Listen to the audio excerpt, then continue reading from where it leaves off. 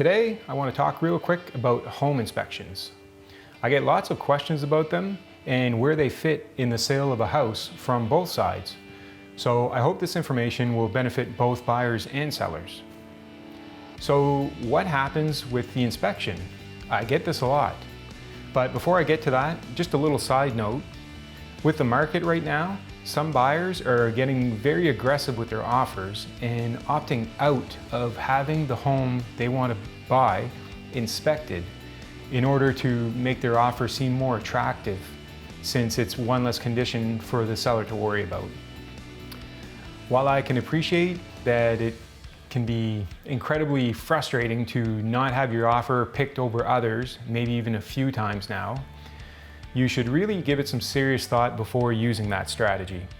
As a realtor talking to a buyer, except in the odd unique situation, I'll always recommend an inspection.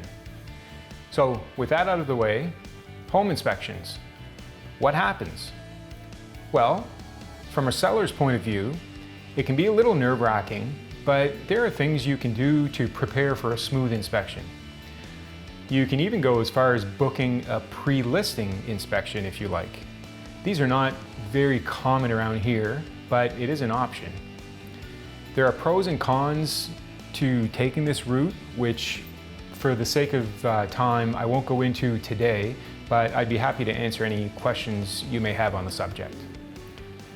So, short of a pre-listing inspection, as a seller, what can you do? Well, ensuring basic things are in order can help to have a more positive inspection outcome. Making sure maintenance on all mechanical equipment, such as heating systems or your air exchanger, for example, is up to date. Checking to see if everything is functioning as it should, and this can be anything from your furnace right down to a light bulb. Ensuring any updates or renos you've done are up to code. Checking your plumbing for any leaks and having them repaired if you find any. Ensuring all areas of access are clear for the inspector, such as your electrical panel, the furnace or heat pump area, water entrance, sump pit, attic access, and crawl space access. From a buyer's point of view, if this is your first experience with a home inspector, let me tell you that you will likely be very impressed. These folks are thorough and very knowledgeable. The inspector will check all of the mechanical systems, plumbing, electrical, roof, structure, insulation, moisture levels, and anything else you can possibly think of. Depending on the size of the home, an inspection can take anywhere from 3 to 6 hours. In order for the home inspector to do his or her job properly, as the buyer, you won't be there for the entire inspection, but most inspectors will ask you to come towards the end and take the last half hour or so to give you a walkthrough explaining their findings. As a buyer, it can be a little overwhelming to try to absorb all the information you'll get during the walkthrough. But don't worry, as part of the program, you will also get a very detailed report. These are very well organized, generally with some kind of coding system to let you know which issues need immediate attention, which are ones to keep an eye on, some general observations, and maintenance tips. They usually also include a summary, which is great because you can use it as a sort of quick reference. Okay, so the inspection is done and the results are in. Now what? Well, hopefully the inspection didn't bring out any major issues and everyone is happy. Great. This does happen, but whether you are the buyer or the seller, you should be prepared for the fact that the inspector likely will find some issues.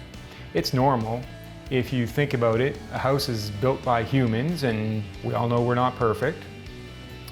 A house settles with seasonal temperature changes, which makes things move. It has lots of mechanical systems with moving parts. It's constantly dealing with changes in moisture levels.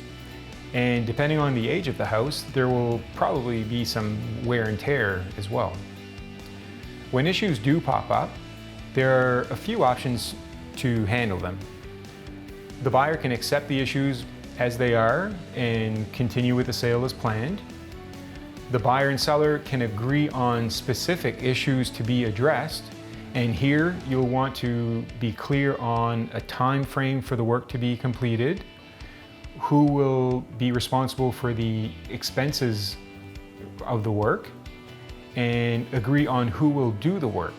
Can a family member or friend do it DIY style, or should it be done by a professional? The buyer and seller can agree on a price reduction to offset the costs of work to be done, or in extreme cases, the buyer can decide to walk away from the deal altogether. This one is always disappointing for both sides, but from a buyer's standpoint especially, it's exactly why you have the inspection form part of your offer in the first place. It's protection. If an agreement can't be reached with the seller, it can save you a whole lot of headaches and expenses down the road. So there you have it. That's how home inspections fit in the process of buying or selling a home. As always, if you found this video helpful in any way, feel free to share it, or if you know someone it may help out, feel free to tag them below. My name is Marc Gallant, and I'm a realtor in the Greater Moncton area with RE/MAX Avante. Thanks for watching, and enjoy the rest of your day.